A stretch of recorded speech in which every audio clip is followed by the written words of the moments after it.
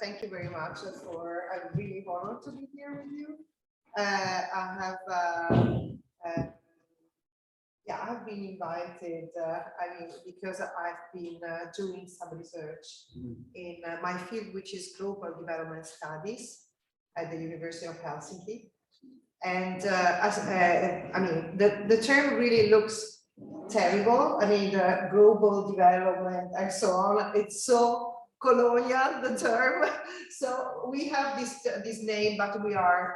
I would say that we, the group in the Helsinki University, is quite critical with the idea of development. So that's why we really work on it. To fill it with meaning. That is, to offer alternatives to this, development discourse. So, and I would do it, by entering the debate on decoloniality, although I'm a little bit, not feeling comfortable with this, because I think that also decoloniality is another term that has been appropriated by Western people. And so I was proposed to have it as a title, but I will really start a discussion about all the things that refer to that, and about our responsibility, and especially to support decolonial projects that have to be done by others, especially.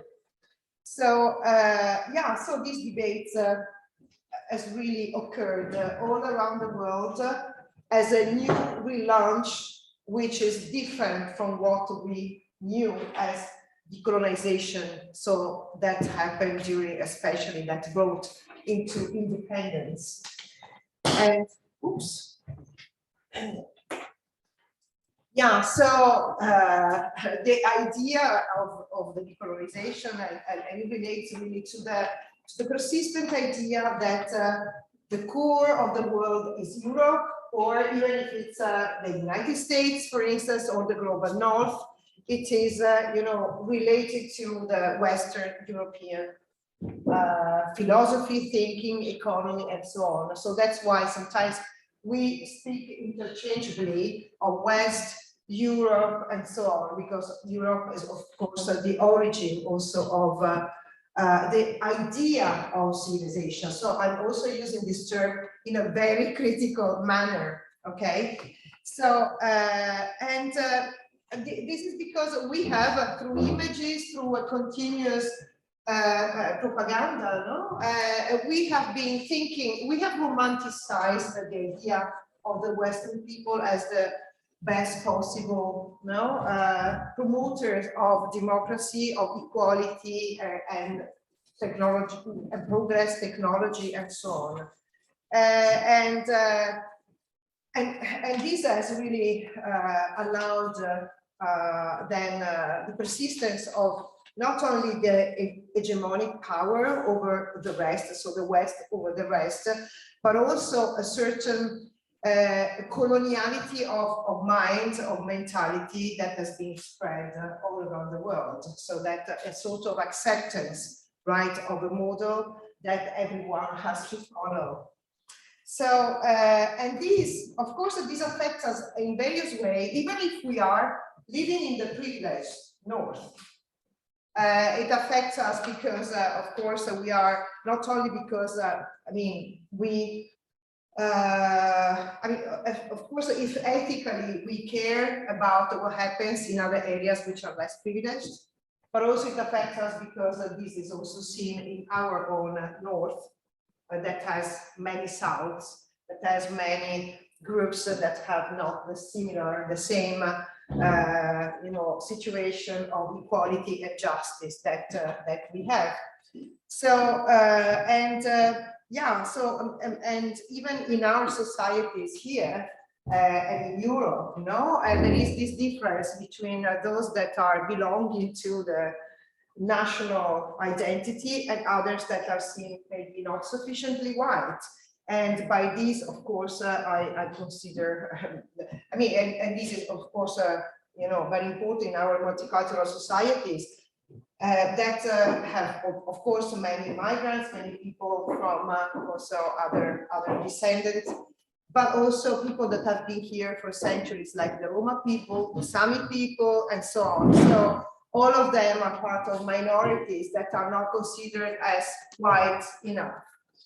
And and we know that, of course, these difficult relations are especially ignited by the right populist parties, but we know also that we are, how to say, we are somehow accepted that there is a division, and we are not fighting against that sufficiently. So, and we have, how to say, really incorporated and used a lot every day our very ideas of progress, development, technology, modernization, and so on. And that's why we hold this power both globally and locally. Here, I'm using also this, this image that relates to the problem of education, for instance. Maybe you know the Tammy Blood, the movie, and because it's also a problem, the fact that not only we don't, not everybody has the same rights, politically, economically, and so on, but also culturally, so that there are, I mean, the right to use their own languages and cultures are not respected. And there is a big debate now, even in Finland and in many countries. So, for instance, I'm originally from Italy, and there have been a really lot of struggles and also violent fights for the recognition of certain areas that wanted to have their language recognized as Latin or French or German, and so on. So. Yeah, these are the problem of education is a problem that we really touch every day, and that's why also within the academy, for instance, we always ask ourselves also as teachers. Now the questions are, why is our classroom so wide? So why in our universities? No, in Finland is also considered to be an equitable place, and but our classes are wide, and there are no. I mean, there are no students, there are students from other origins. And why, even more the teachers, why are the teachers white? And even more, why we only read European history? And why we only read European literature or European movements, arts, and so on. And even in science, books are written especially by white male scholars only. So that's why we can see that the world is really hegemonized by a small caste. And that's why, for instance, this has been represented by, the idea, to reverse the idea and to think of the need of provincializing Europe, meaning that instead of considering Europe as the core of the metropolitan, global culture, it should be at the same level as the others, not the center. And also it's fundamental to recognize other ways of existing, producing, consuming, or living, or thinking through alternatives that exist. And so that's why more and more there are also these for instance, this movement that has been originated in India by Ashish Kotari, and so he has put together various alternatives to our own idea of development, for instance, right? So in a global tapestry, which means that everyone is a node and not depending. So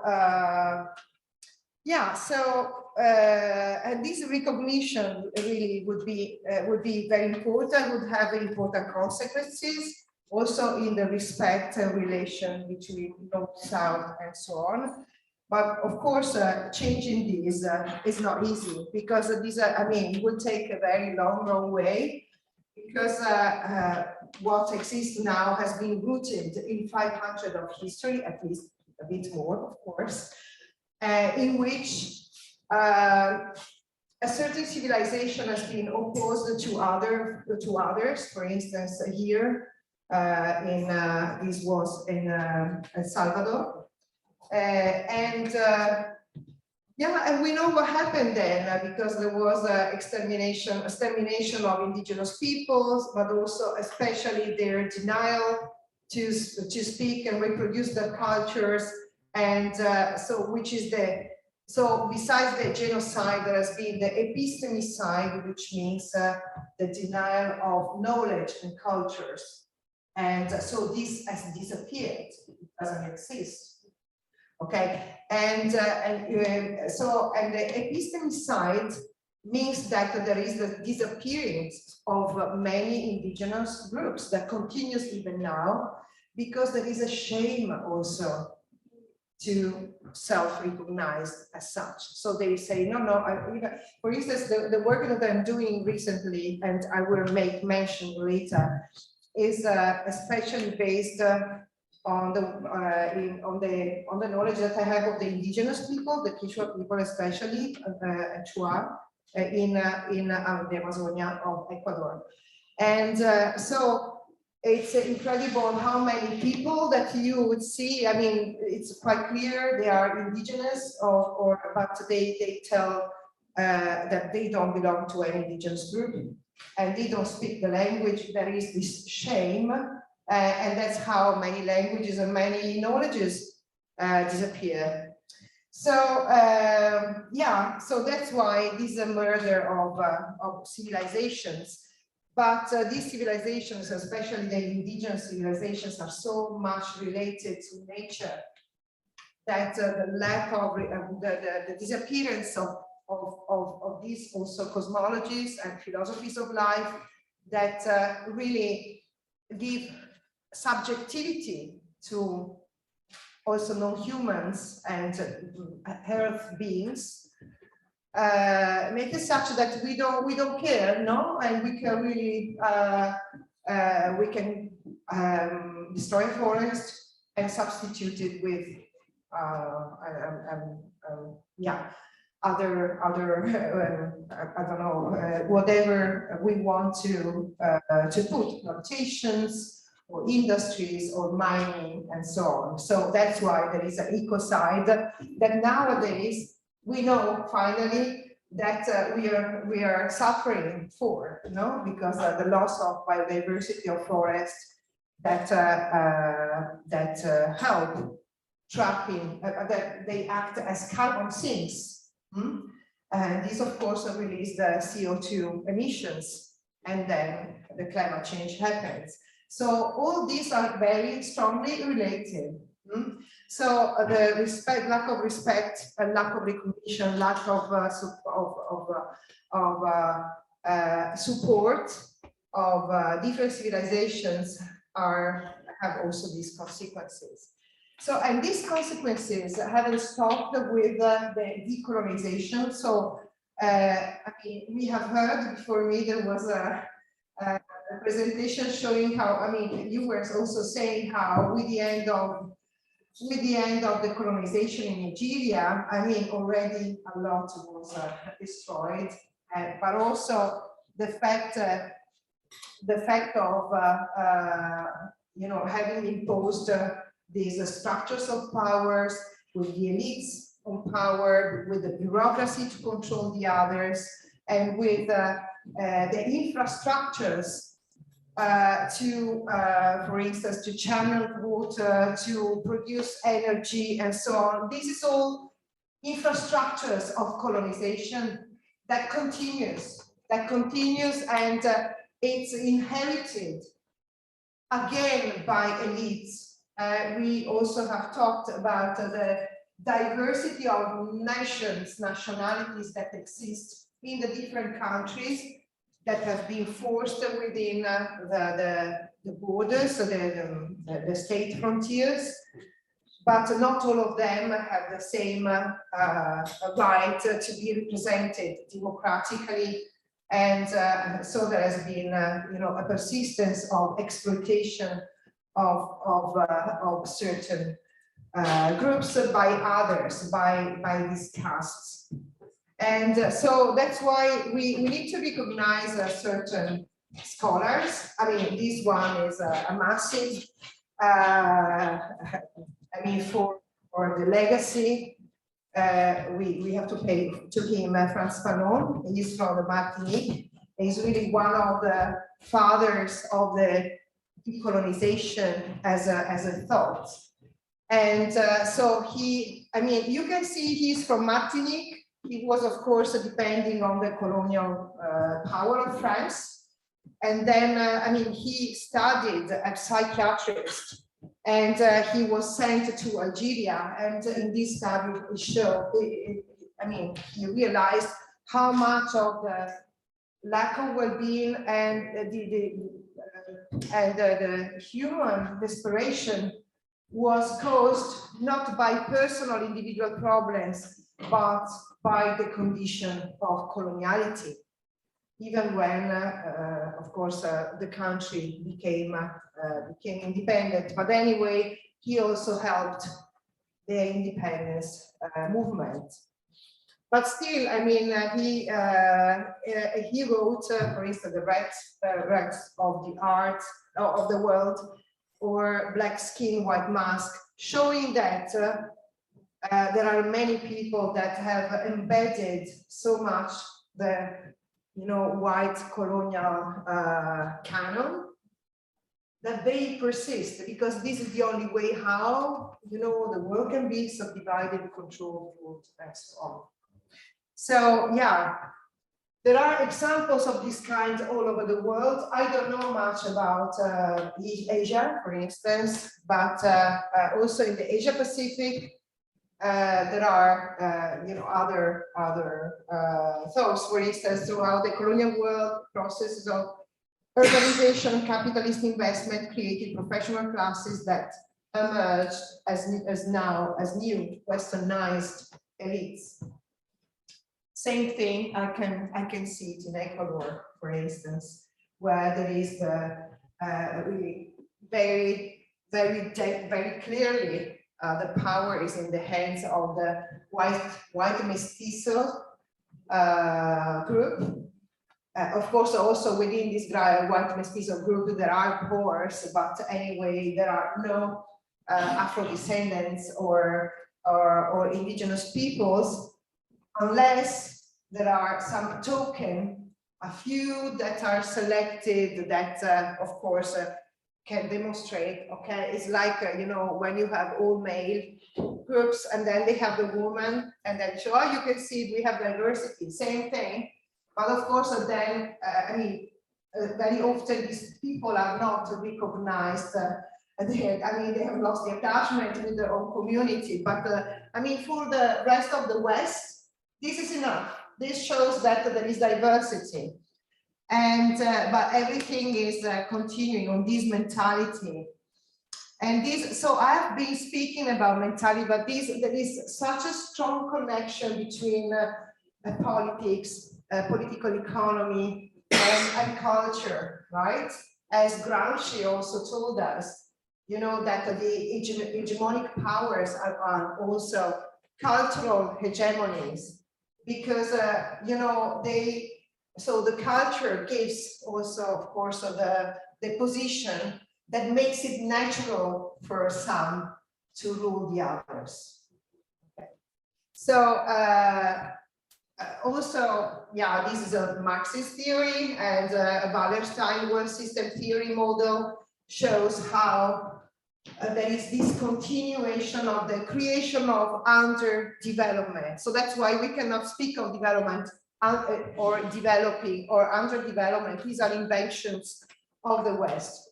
Inventions which are conceptual, of course, and related to this idea of progress as modernization, as capitalism. But it's a way how there is this unequal exchange between the core and the periphery, where the periphery provides with cheap labor and raw materials to the north, or however, the core, and the core responds with products of extremely high value. So that's why then the exchange is more and more diverging.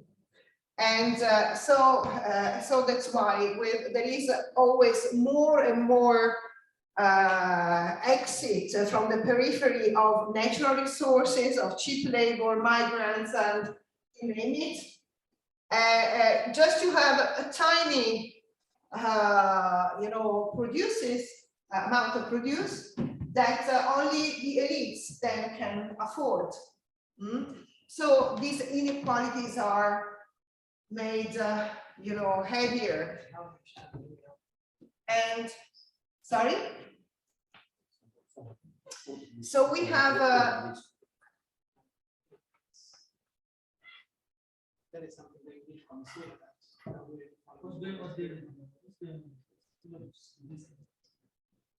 Yeah, so and the semi-periphery is sort of the core of the periphery and the periphery of the core. So yeah, we really need to have that theorization, and there is also the theorization from political ecology that studies environment, social relations, and landscapes as consequences of political economy.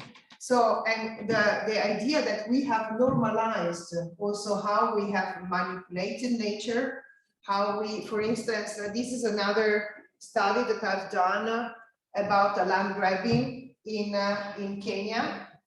And this company that was established during the colonial time is still expanding so much that so this is the biggest sisal estate. Sisal is like the aloe plant that is used then to make also ropes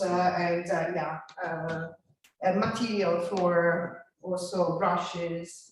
But anyway, they sell it abroad, and it's a corporation, and it's I mean, the domain is so vast that they have villages inside. They have a lot of churches and other religious institutes. They have a mountain which is sacred, but everything has been just leveled, and the natural environment has been destroyed because it needed to be just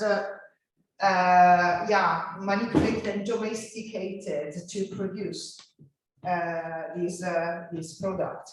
So extracting nature, labor, and life.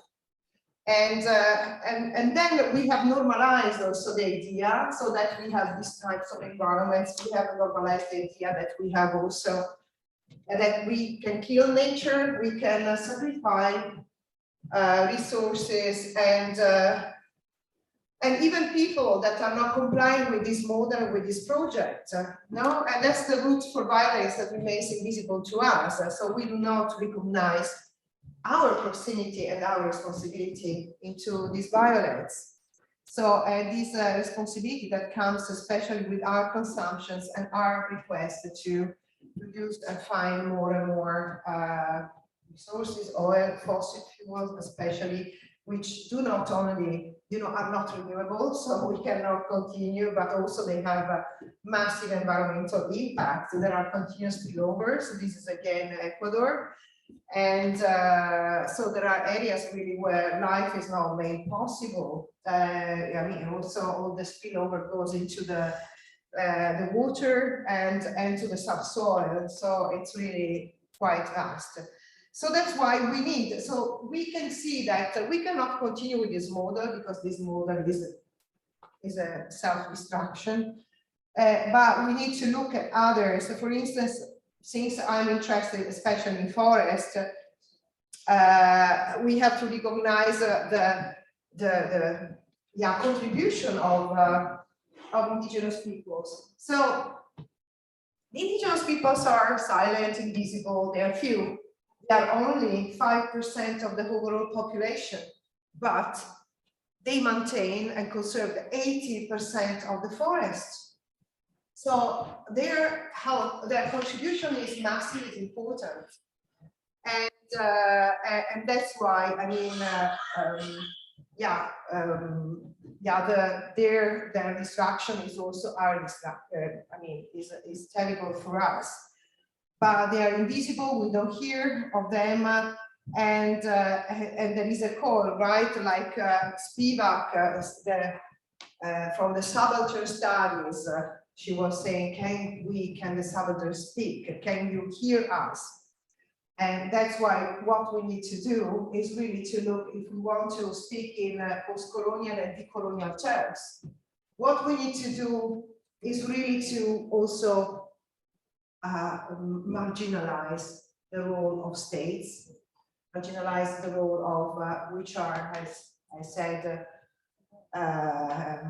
continuation of the culture of the colonial structures, marginalize the also of course the big corporations and the idea of extractivism, and support the social movements and the indigenous movement. So they have been quite vocal, but unfortunately they have really their states against them.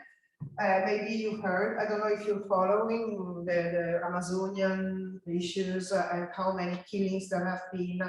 Also in Ecuador, for instance, there was this most big massive demonstration days ago, and the leader of CONAIE, which is the umbrella organization of all the indigenous nationalities.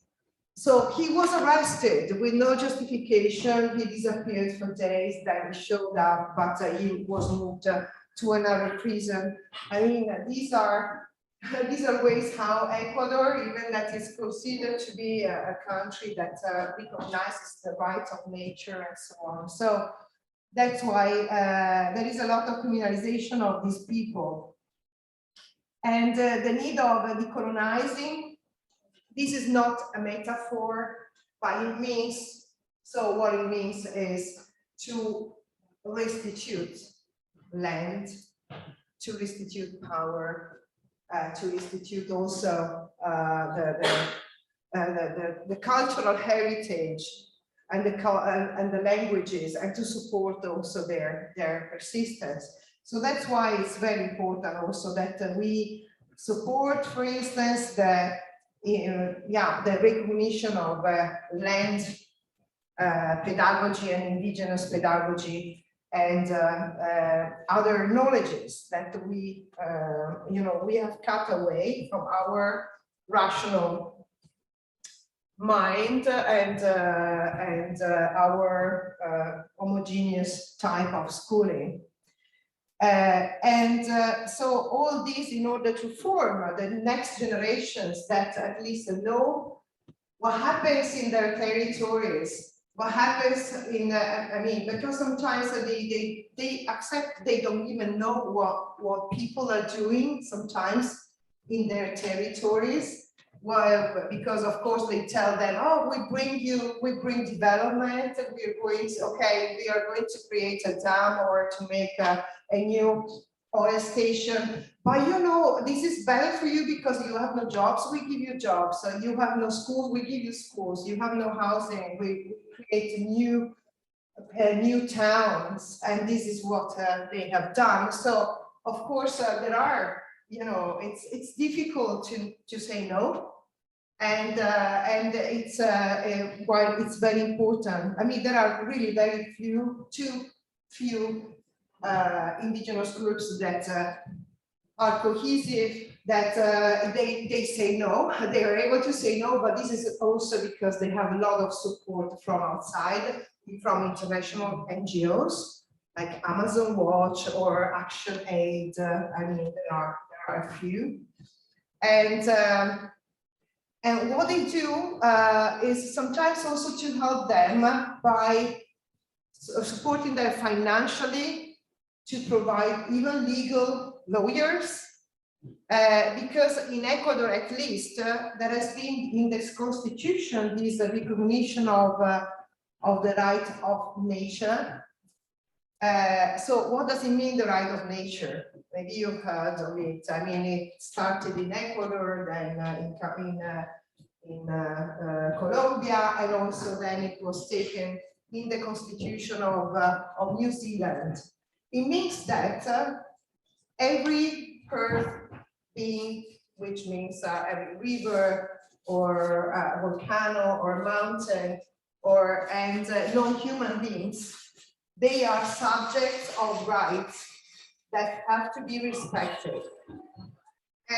And this has been, you know, also this object of mockery, saying, so what happens? So do they have the fish, you know, the Lego, the fish making the lawyer going to process and so on. So that was, yeah, so the idea is that, you know, the right of nature has to be assimilated to the conventions, to the right for the children. So in the same way as also children cannot protect themselves and need guardians and need tutors.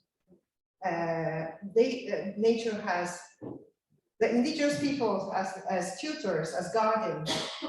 And this was recognized also by the one convention of the United Nations. It has been recognized by the Constitution of Ecuador, but still it's not done. And so there are continuous struggles, So, and that's why it's quite important to see these, you know, groups not in isolation, but as also part of global social movements with global coalitions. One of those is, for instance, the ICAs, which is, you can also Google, it's the ICA means Indigenous Peoples and Community Concerned Areas.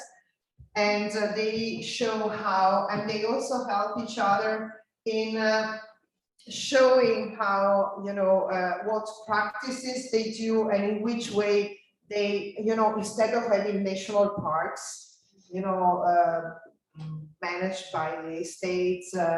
So they propose, on the contrary, to have own structures of management, of governance of these territories. And then there has been, I mean, just to tell you a little bit more about the history of Ecuador in few minutes.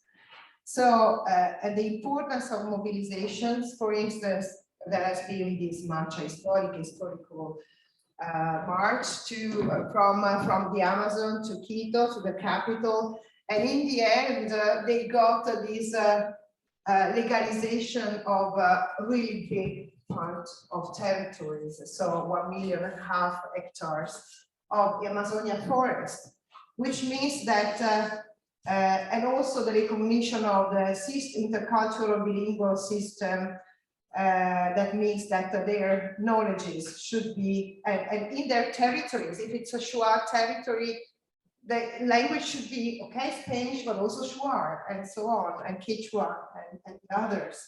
So this is how, this is how, for instance, in the Pastaza province, they had, you know, their territories recognized. So we have the Quechua, the Andoa, the Shuar, and so on. There are 7 here, but look what happened instead. So this is what, despite that, in the 92, you know, the government recognized this, and in spite of that, this is the other, you know, I'm a geographer, that's why I love maps. So this is, on the contrary, the geography of the blocks. So the oil and mining blocks, which means that the territories have been differently subdivided and assigned, okay, to different corporations. So there has been, all the concessions. And for instance, here, this is the territory of the Guarani, and the most recent struggles has been here for the block number 22, which is within the Yasuni Park.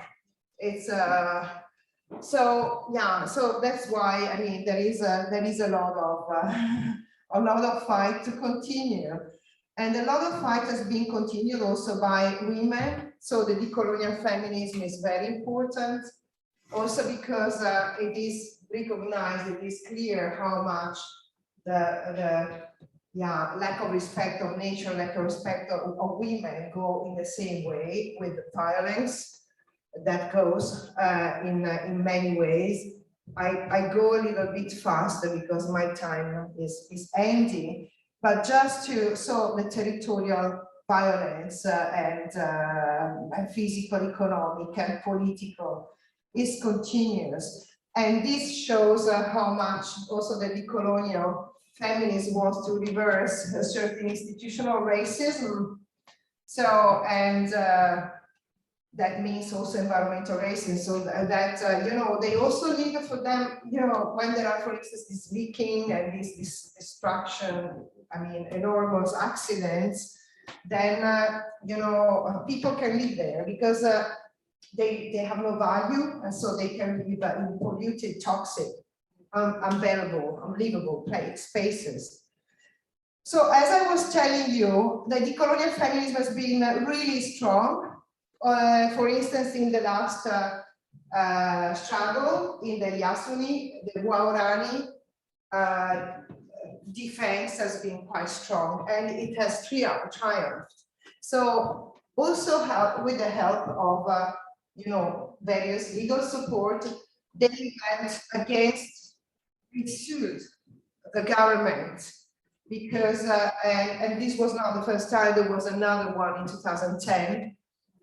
With the Quechua people of Sarayaku. They also won, and they went to the Inter-American Court of Justice, but they won an internal process where showing that the government had not recognized the constitutional principle of the right of nature, which means that the guardians need to be informed, and so they have to express an informed consent. So they didn't, and they showed that they didn't. So and at the forefront of the fight, yeah. So you had women. They were out of the court there, and yeah, they were saying, we don't want your maps of this, you know, of these blocks. So we have our territorial, ancestral territory, which is not a patrol block, it's our life. And these are our words, our what to say, oh my God, I don't know in English, our weapons anyway, I mean, it's our swords. So yeah, of course there are many struggles, many don't go well, and also I pay respect, for instance, to Kestan Weaver from that was murdered, and because of what has been happening with the oil corporations in the Niger Delta, and yeah, so he had a death penalty. And really, I mean, the thing continues, and it would be great also to know more also about what happens nowadays. But also our technological modernization and our problems, they always have then impacts on what happens on local territories. So for instance, all the mining of cobalt, nickel, and other minerals in Congo, in Niger, in many places where they use also the cheap labor of children, they destroy the territory and they create pollution and impossibility of life.